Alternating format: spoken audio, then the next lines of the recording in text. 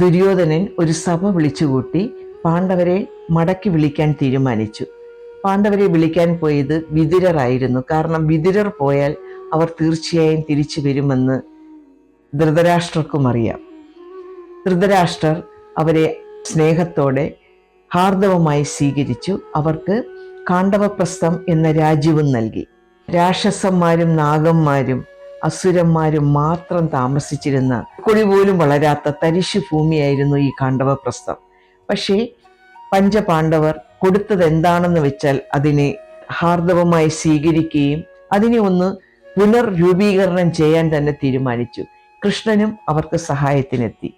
വിശ്വകർമ്മ എന്ന വാസ്തുശില്പിയുടെ സഹായത്തോടു കൂടി അതിമനോഹരമായ ആധുനിക സൗകര്യങ്ങളുള്ള ആഡംബരത്തോടു കൂടിയ ഒരു കൊട്ടാരം പണിതു.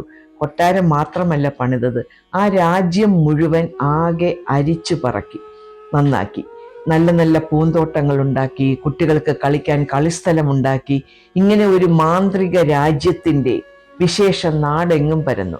ഹസ്തിനപുരത്ത് നിന്ന് പല കുടുംബങ്ങളും കാണ്ഡവപ്രസ്ഥത്തിലേക്ക് കുടിയേറാനായിട്ട് വന്നവർക്കെല്ലാം യുധിഷ്ഠിരൻ പാർപ്പിടവും സ്ഥലവുമെല്ലാം കൊടുത്ത് സ്വീകരിച്ചു. അങ്ങനെ ഈ കാണ്ഡവപ്രസ്ഥത്തിൻ്റെ എന്ന രാജ്യത്തിൻ്റെ പേര് അവർ മാറ്റി ഇന്ദ്രപ്രസ്ഥം എന്നാക്കി.